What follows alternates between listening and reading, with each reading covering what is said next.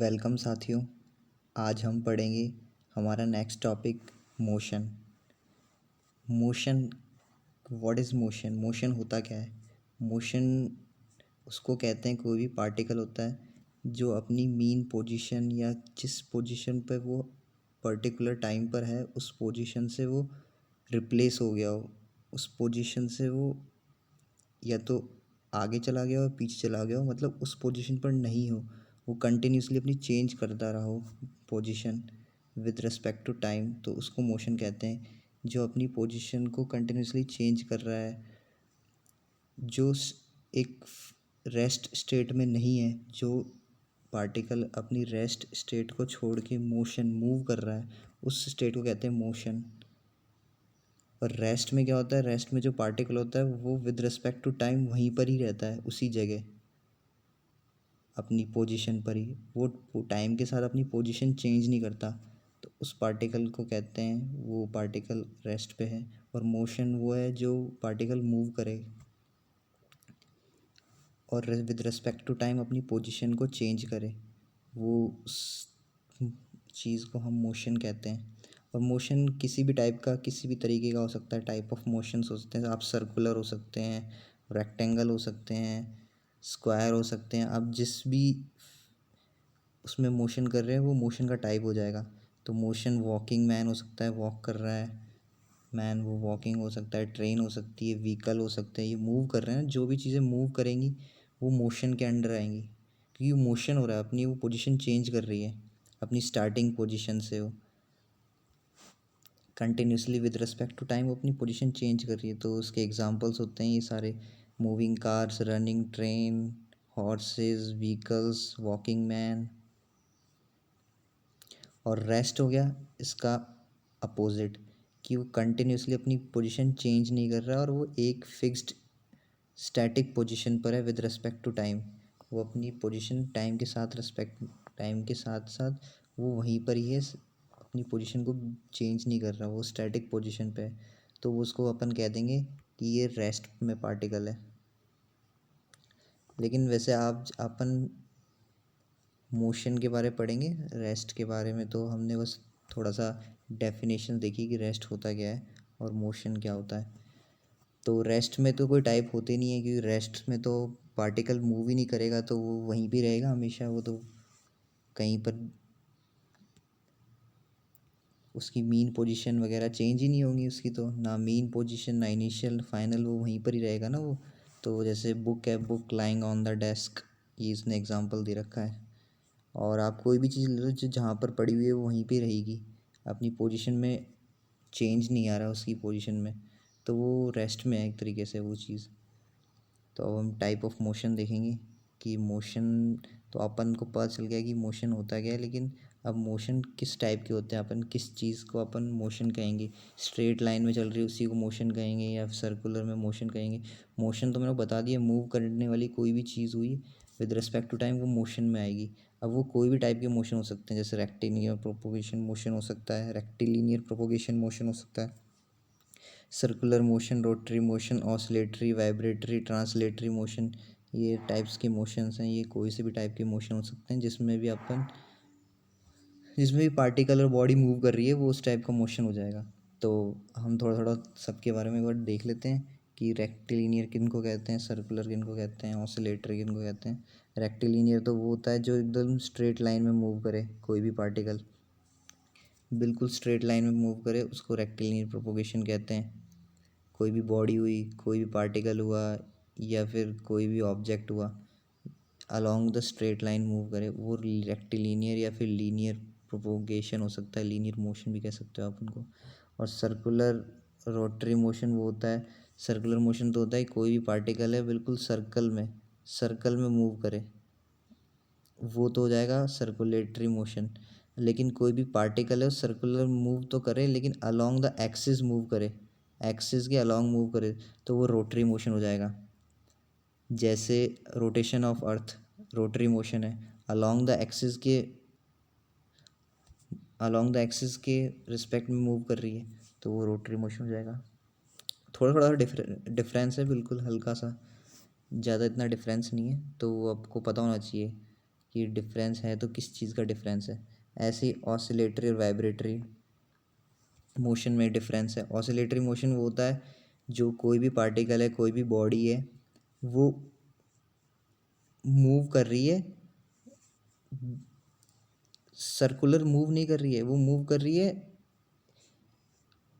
Back and fro repeated. मतलब कि जैसे पेंडुलम होता है, आपका एग्जांपल बताऊं, पेंडुलम जब मूव करता है तो ऐसे ऐसे पेंडुलम मूव करता है, ये यहाँ पर होती है, इसका मोशन ऐसे ऐसे होता है, ये कभी यहाँ जाएगा, कभी यहाँ पर आ जाएगा, कभी यहाँ पर आ जाएगा, तो उसका मोशन पर्टिकुलर टाइम के साथ फिक्स नहीं रहता ना, वो ऐसे चलता रहता है, लेकिन उसका एक पोजीशन के साथ फिक्स्ड रहता है कि भाई यहाँ पर है तो इससे इधर जाएगा, इससे तो इधर की साइड जाएगा, या फिर इससे इधर की साइड जाएगा। किसी भी पॉइंट के पोजीशन जो पॉइंट है उससे उसके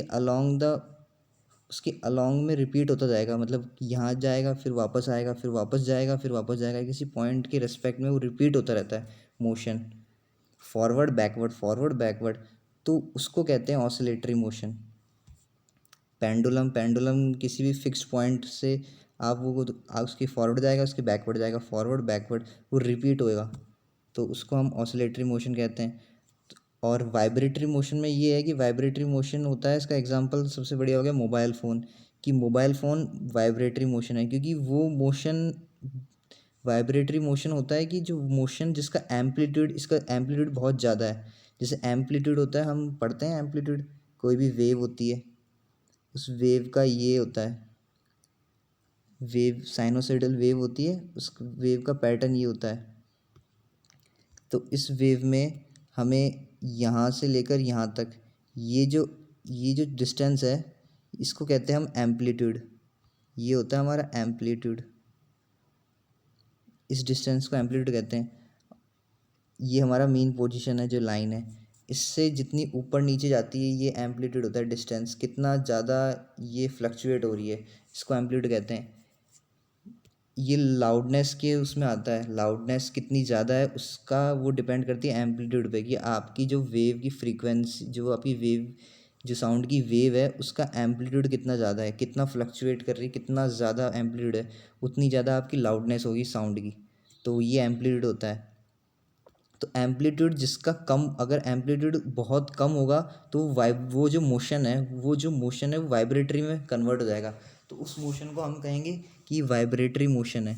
जैसे मैंने आपको अभी एग्जांपल बताया मोबाइल फ़ोन की जो मोबाइल फ़ोन का जो एम्पलीट्यूड होता है बहुत ही ज़्यादा कम होता है जब वो वाइब्रेट करता है, तो जो मोशन है, जो वाइब्रेटरी मोशन साउंड जो उसका जो वाइब्रेट करता है, तो वो बहुत हल्का हल्का वाइब्रेट करता है, मतलब बहुत, ऐसा नहीं कि मोबाइल ऊपर उछल के नीचे गिरता हो, बिल्कुल आपको ऐसा लगेगा जैसे कि करंट आ रहा हो थोड़ा थोड़ा, बिल्कुल करंट भी बहुत, मैंने ज़्यादा कह दिया, बहुत थोड़ा वाइब्रेट करता है। ऐसा नहीं होता कि मोबाइल इधर से उधर गिर रहा है, अपनी पोजीशन चेंज कर रहा है, बहुत हल्का हल्का ही वाइब्रेट आपको फील होगा, आपको पता चल जाएगा कि भाई ये वाइब्रेट कर रही है, कोई भी चीज़ है, कोई भी पार्टिकल है, इसका एम्पलीट्यूड बहुत कम है, एम्पलीट्यूड बहुत ज़्यादा कम है, तो उस मोशन को कहते हैं वाइब्रेटरी मोशन।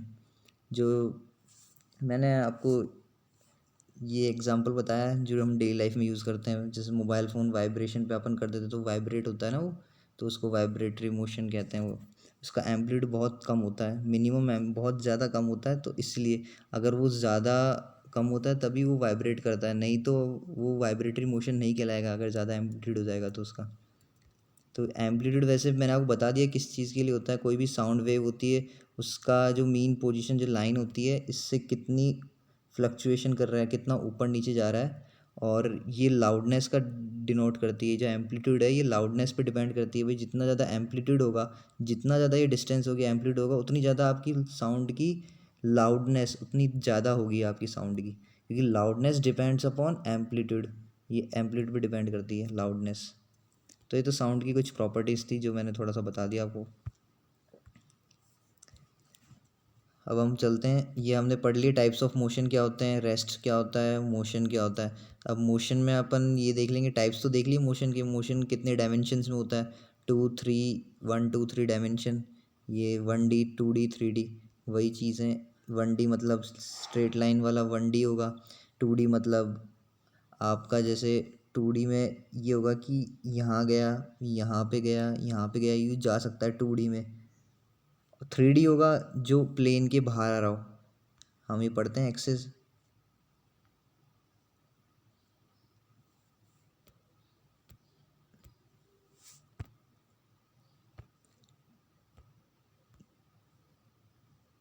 ये एक्स हो गई, ये वाई हो गई, ये जेड हो गई, हम ये पढ़ते हैं एक्सिस। तो बस यही है कि एक्स वाई प्लेन में होगा तो ये 2D हो जाएगा, और 3D होगा एक्स वाई जेड, मतलब थर्ड डायमेंशन बाहर निकल रही होगी, आपके थर्ड फेज में आ रही होगी, उभर के आ रही होगी, वो थर्ड डायमेंशन हो जाएगी। तो और सिंगल डायमेंशन होगा 1D, मतलब एक ही डायमेंशन में स्ट्रेट लाइन में, तो वो 1D हो जाएगा। 3D हो जाएगा, आपको बता ही दिया 2D। न्यू जैसे आप अपने होमवर्क शीट में करते हो 2D प्लेन में, पेपर पे करते हो, वो आपका 2D प्लेन हो जाएगा, 2D मोशन हो जाएगा। 3D में आपके थर्ड डायमेंशन में निकल के बाहर आ रहा हो, उसकी हाइट भी आ रही हो। 2D में जैसे लेंथ ब्रेथ हो गई, थर्ड डायमेंशन में हाइट भी आ गई उसकी, वो 3D डायमेंशन हो जाएगा, 3D मोशन हो जाएगा। अब हम आगे चलते हैं। ये तो बेसिक्स सी चीज़ें थी मोशंस के बारे में, टाइप्स ऑफ मोशन पढ़ लिए, टाइप्स और डायमेंशन कितने डायमेंशन में हो सकते हैं ये हमने पढ़ लिए। और मोशन से हम, अब मोशन हमने देख लिया, मूव करते हैं, तो मूव करते हैं तो कोई भी चीज़ जब भी मूव करेगी तो उसमें क्या क्या चीज़ें आ सकती हैं।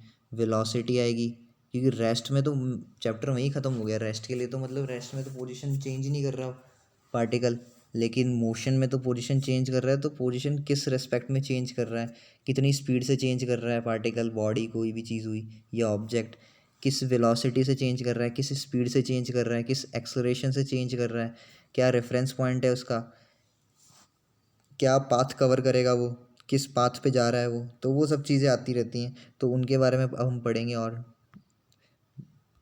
रेफरेंस पॉइंट मैंने आपको बताया, रेफरेंस पॉइंट होता है कि किसी भी चीज़ के टर्म्स में, जैसे ये पॉइंट है और ये पॉइंट ए है और ये पॉइंट ए है और ये पॉइंट बी है, तो ये बी पॉइंट ए पॉइंट के किस रेस्पेक्ट में है। ये इधर नॉर्थ है, नीचे की साइड साउथ है, और इधर वेस्ट है और इधर ईस्ट है। तो ये नॉर्थ, ये जो पॉइंट है, ये जो पॉइंट है ए पॉइंट, ये किस रेस्पेक्ट में है, बी के, ये बी के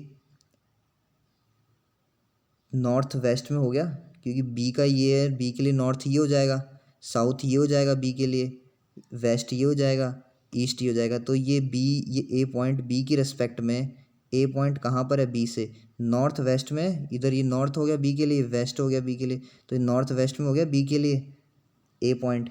तो ये रेफरेंस पॉइंट हो गया, मतलब आप किस रेफरेंस में, किस रेफरेंस के उस पर आप बोल सकते हो कि भाई ये पॉइंट इस यहाँ पर है। तो कोई भी पर्टिकुलर का अपन एक रेफरेंस, एक बेंचमार्क ले लेते हैं, एक रेक्टेंडम ले लेते हैं, एक रेक्टम ले लेते हैं, कोई भी चीज़ अपन मीन लेवल ले लेते हैं, भाई इसके रेफरेंस में कहाँ पर कौन सा पॉइंट होगा, ताकि अपन को एक पता चल जाए कि भाई एक लेवल, ज़ीरो लेवल ले लिया इस पॉइंट को, उसके रेफरेंस में कितना ऊपर है कितना नीचे है, तो वो हम रेफरेंस पॉइंट मानते हैं। ऐसी पोजीशन, पोजीशन तो ये होती है कि किसी भी चीज़ की पोजीशन हमें मेज़र करनी है, भाई ये कितनी दूर चला गया है, किस पोजीशन पे पहले था, किस पोजीशन पे बाद में, इनिशियल पोजीशन, फाइनल पोजीशन, ये पोजीशन हो गया। रेफरेंस पॉइंट हो गया। डिस्टेंस, डिस्टेंस मैंने आपको बताया कितना मूव कर रहा है, किस डायमेंशन में मूव कर रहा है, 2 डायमेंशन में मूव कर रहा है, 3 डायमेंशन में मूव कर रहा है, और कौन सा पाथ मूव कर रहा है। भाई टाइप्स ऑफ पाथ मोशन पढ़े थे अपने, सर्कुलेटरी पाथ मूव कर रहा है, लीनियर पाथ मूव कर रहा है, या फिर वाइब्रेटरी, रोटरी, कौन सा मोशन कर रहा है वो, स्ट्रेट मोशन में कर रहा है, किस मोशन में वो डिस्टेंस कवर कर रहा है। तो वो आ जाएगा डिस्टेंस, कि भाई कितना एक्चुअल उसने पाथ कवर किया, किसी बॉडी ने, किसी भी ऑब्जेक्ट ने। और पाथ लेंथ आ गई, पाथ लेंथ मतलब कितना उसने कोई भी पर्टिकुलर गिवन एरिया में कितना उसने लेंथ कवर करी है उस पाथ की, वो आ जाएगी। क्योंकि ये जो पाथ लेंथ है, लेंथ वगैरह मेज़र उसी में की जाएंगी, डिस्टेंस में ही, ठीक है। और डिस्टेंस, स्पीड का आपको फार्मूला पता होगा, स्पीड का फार्मूला आता है distance upon time. Total distance upon time, मतलब टोटल डिस्टेंस जितना ट्रैवल किया इस ऑब्जेक्ट ने और अपॉन टाइम कितनी देर में किया, वो स्पीड आ जाएगी। अब वेलोसिटी भी आएगी, वेलोसिटी में भी यही होता है, बस थोड़ा सा डिफरेंस है। वेलोसिटी में टोटल डिस्टेंस की जगह डिस्प्लेसमेंट आता है कि डिस्प्लेसमेंट कितना हुआ विद रिस्पेक्ट टू टाइम, तो वो डिस्प्लेसमेंट हो जाएगा। और स्पीड में यही फ़र्क है, उसमें डिस्टेंस अपॉन टाइम होता है स्पीड में, और वेलोसिटी में डिस्प्लेसमेंट अपॉन टाइम होता है। अब स्पीड है, स्पीड में चल रही है 60 किलोमीटर पर आवर, तो 60 किलोमीटर पर आवर से चल रही है, तो इसमें अपन को स्पीड दे रखी किसी भी चीज़ की, तो इसमें आपको डायरेक्शन की ज़रूरत नहीं पड़ेगी। लेकिन वेलोसिटी होती है मैग्नेट वेक्टर क्वांटिटी, उसमें हमें डायरेक्शन की ज़रूरत पड़ती है। और स्पीड होती है स्केलर क्वांटिटी, इसमें डायरेक्शन की ज़रूरत नहीं पड़ती। ये टू तरह की क्वांटिटी होती हैं, एक वेक्टर क्वांटिटी होती है, एक स्केलर क्वांटिटी होती है। स्केलर होती है स्पीड, जिसमें डायरेक्शन की ज़रूरत नहीं पड़ती हमें। और इनकी एसआई यूनिट आपको पता होगी, डिस्टेंस की कितनी होती है, लेंथ की कितनी होती है, एक ही एसआई यूनिट है इनकी तो मीटर, क्योंकि ये कितनी दूरी का डिस्टेंस नाप रहे हैं ना, ये पाथ लेंथ भी, तो ये तो मीटर में काउंट होंगे, मीटर पर सेकंड में काउंट होंगे या फिर किलोमीटर पर आवर में काउंट होंगे। तो इनकी एसआई यूनिट होती है। तो अब स्पीड की भी एसआई यूनिट क्या हो जाएगी, मीटर में अपन डिस्टेंस ले रहे हैं, टाइम कितना लेंगे सेकंड में, तो मीटर पर सेकंड, तो ये मीटर पर सेकंड क्या हो गया, एसआई यूनिट होगी किसकी, स्पीड की। और अगर अपन डिस्टेंस किलोमीटर में ले रहे हैं तो अपन टाइम लेंगे आवर में, तो किलोमीटर पर आवर हो गया किसकी यूनिट होगी, स्पीड की। तो वही डायमेंशन हम निकाल सकते हैं। और डायमेंशन के लिए मैंने आपको बताया था फॉर्मूला MLT। MLT क्या होता है, मास, एम से मास, एल से लेंथ, टी से टाइम। तो एम कितना है इसमें, एम तो ज़ीरो हो गया, डिस्टेंस डिस्टेंस तो है और टाइम है, मतलब एम मास तो है नहीं, तो मास तो ज़ीरो हो गया, एम की पावर ज़ीरो आ गई यहाँ पर, एम की पावर ज़ीरो आ गई ना। और एल कितना है, एल ऊपर मीटर में है, आप एल लेंथ मीटर में लेते हो तो एल की पावर वन आ गई। और टी कितना है, टी कितना है, वन है, तो टी अपॉन में इसको आप टी को आप ऊपर लेके जाओगे तो ये कितना आ जाएगा, -1 में आ जाएगा टी -1, तो टी -1 आ गया, तो MLT -1, तो ये आपका डायमेंशन फार्मूला हो गया। और ऐसा यूनिट हो गई आपकी मीटर पर सेकंड। और आप हमेशा याद रखना कि डिस्टेंस अपॉन टाइम होता है स्पीड, और डिस्प्लेसमेंट अपॉन टाइम होता है वेलोसिटी। और डिस्टेंस हमेशा डिस्प्लेसमेंट से हमेशा ज़्यादा होगा या फिर उसके बराबर हो सकता है, कभी भी कम नहीं होगा। और इसका रीज़न मैं बताऊंगा आगे कि क्यों कम नहीं होगा, जब हम वेलोसिटी पढ़ेंगे आपको और अच्छी तरह समझ में आ जाएगा। टाइप्स ऑफ स्पीड देखते हैं। जैसे स्पीड अपन ने पढ़ा था, स्पीड के भी टाइप्स आ गए। जैसे अपन ने मोशन पढ़ा था, मोशन के टाइप्स थे सर्कुलेटरी, ट्रांसलेटरी, रेक्टिलिनियर मोशन हो गया, तो ऐसे इसके स्पीड्स के टाइप आ गए, यूनिफॉर्म और कांस्टेंट स्पीड, आप कुछ भी कह सकते हो।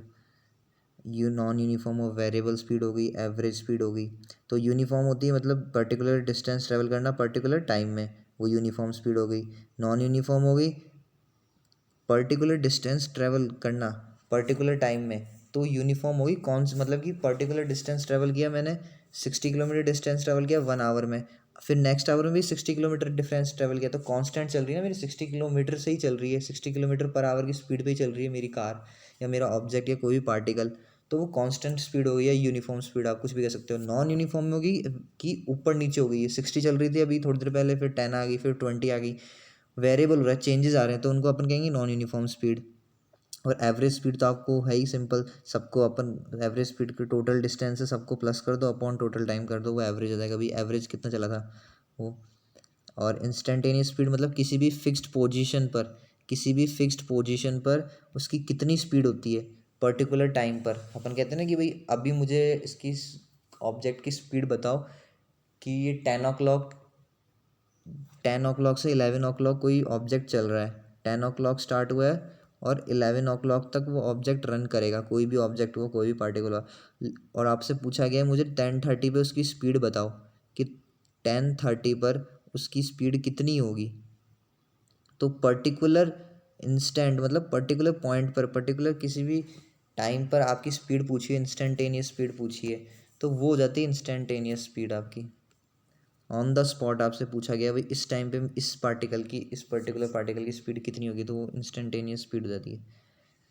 उसके बाद हम चलते हैं डिस्प्लेसमेंट। डिस्प्लेसमेंट होता है, मैंने आपको बताया था कि स्पीड की फॉर्मूला होता है डिस्टेंस अपॉन टाइम, और वेलोसिटी का होता है डिस्प्लेसमेंट अपॉन टाइम। तो अब डिस्प्लेसमेंट मैंने आपको बताया था कि डिस्प्लेसमेंट हमेशा डिस्टेंस के बराबर होगा या फिर उससे कम होगा, उससे मैक्सिमम नहीं हो सकता। क्योंकि डिस्प्लेसमेंट इसलिए नहीं हो सकता क्योंकि जैसे हम अभी सर्कुलर पाथ मूव करेंगे, तो मैं आपको एग्जांपल देके बताता हूँ। जैसे कोई सर्कुलर पाथ है, ये हम मूव कर रहे हैं, ये पॉइंट ए हो गया और ये हमने मूव किया बी तक, और फिर ऐसे ही एक नेक्स्ट पाथ है, वो भी हम मूव कर रहे हैं, ए से मूव कर रहे हैं और बी तक किया। तो अब इसमें ये अपनी स्टार्टिंग पोजीशन होगी ए, ये अपना स्टार्टिंग पोजीशन हो गया ए। तो इसमें ए में अब डिस्टेंस और स्पीड का क्या होगा, इसमें डिस्टेंस स्पीड ये होगी कि ये इसका ये जो कितना पाथ ट्रैवल किया है इसने, 300 मीटर का पाथ ट्रैवल किया है इसने, 300 मीटर है पूरा पाथ ए से बी की डिस्टेंस, ठीक है। तो ये तो होगी डिस्टेंस। अब डिस्प्लेसमेंट क्या होगी कि ये जो डिस्प्लेसमेंट होगी इन दोनों के बीच की, फाइनल पोजीशन ऑफ पार्टिकल और इनिशियल पोजीशन ऑफ पार्टिकल के बीच की जो डिस्टेंस होती है उसको डिस्प्लेसमेंट कहते हैं। भाई कितना इसने कवर किया है, कितना डिस्प्लेस हुआ है अपनी ये स्टार्टिंग पोजीशन से लेके फाइनल पोजीशन के बीच में। तो ए से बी की कितनी डिस्टेंस होगी वो काउंट होगी। तो वो क्या काउंट होगी, तो वो 300 से तो कम ही आएगी ना, डिस्टेंस कम है तो ऑटोमेटिकली ये 300 से लेस देन हो गया, ठीक है। ये तो हो गया अपना लेस देन वाला केस। और एक इसके बराबर वाला केस होता है डिस्प्लेसमेंट, कि डिस्प्लेसमेंट ए से बी तक, अब ये डिस्टेंस है 500, ये 100 मान लो, 100 लेते हैं हम एग्जांपल, ये यहाँ से लेकर यहाँ तक 100 है।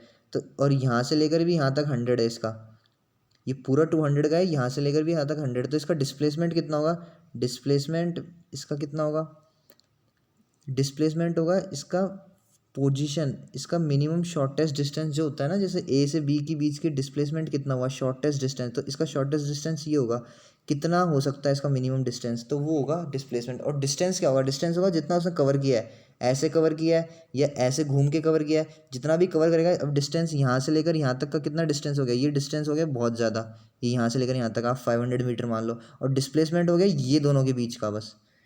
तो हमेशा डिस्प्लेसमेंट तो कम ही होगा डिस्टेंस से, या मैक्स टू मैक्स बराबर हो सकता है, उससे ज़्यादा नहीं हो सकता, ठीक है। तो ये सब चीज़ें थी, डिस्प्लेसमेंट और डिस्टेंस में फ़र्क।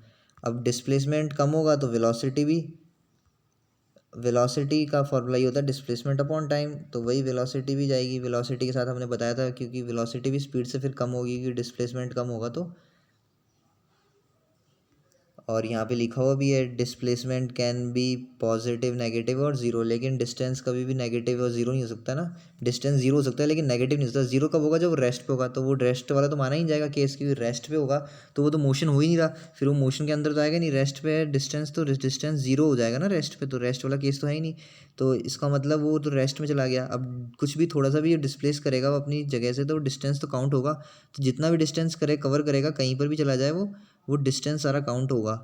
और डिस्प्लेसमेंट तो जीरो भी हो सकता है, नेगेटिव भी हो सकता है, पॉजिटिव भी हो सकता है। और वेलोसिटी वही स्पीड से कम होगी, क्योंकि वो इस पे डिपेंड करेगी वेलोसिटी, ये इंक्रीज़ होगा तो वेलोसिटी इंक्रीज़ होगी। तो बस वेलोसिटी ये कम होगा तो वेलोसिटी भी कम होगी स्पीड से, तो ये वेलोसिटी। और वेलोसिटी के लिए मैंने आपको बताया था ये वेक्टर क्वांटिटी है, तो वेक्टर क्वांटिटी है तो इसके लिए हमें मैग्नीट्यूड की ज़रूरत पड़ेगी, वेक्टर क्वांटिटी है तो इसके लिए मैग्नीट्यूड और डायरेक्शन दोनों की ज़रूरत पड़ेगी। और स्पीड के लिए हमें क्या ज़रूरत पड़ रही थी, सिर्फ स्पीड हमेशा मैग्नीट्यूड की ज़रूरत पड़ रही थी, वैल्यू की। मैग्नीट्यूड मतलब वैल्यू, भाई वैल्यू कितनी है, कितनी स्पीड से जा रही है कोई भी चीज़। डायरेक्शन की ज़रूरत नहीं पड़ रही थी, जैसे हमने कहा 10 किलोमीटर पर आवर की स्पीड जा रही है, 20 मीटर पर सेकेंड की स्पीड से कोई भी पार्टिकल जा रहा है, और किस डायरेक्शन जा रहा है उसकी ज़रूरत नहीं है। स्पीड तो डायरेक्शन देने की ज़रूरत ही नहीं है, वो स्केलर क्वांटिटी है। लेकिन वेक्टर क्वांटिटी जो है डिस वेलोसिटी, उसमें स्पीड की ज़रूरत पड़ेगी और उसमें मैग्नीट्यूड और डायरेक्शन की ज़रूरत पड़ेगी। जैसे बोला है कि 30 किलोमीटर पर आवर की स्पीड जा रहा है, 20 मीटर पर सेकेंड की स्पीड से कोई भी पार्टिकल जा रहा है, लेकिन किस डायरेक्शन में जा रहा है उसकी वेलोसिटी क्या है, डायरेक्शन साथ में आएगा 20 मीटर पर सेकेंड इन नॉर्थ डायरेक्शन, या इन नॉर्थ या इन अपवर्ड, वो डायरेक्शन देगा आपको, तो वो वेलोसिटी होगी। टाइप ऑफ वेलोसिटी जैसे हमने स्पीड बताया, uniform velocity, non uniform velocity, variable, average, जो हमने चीज़ें पढ़ी थी उसके लिए, स्पीड के लिए वही चीज़ें हैं ये भी सारी। और इंस्टेंटेनियस आ गई, और ये फॉर्मूला है एवरेज वेलोसिटी का।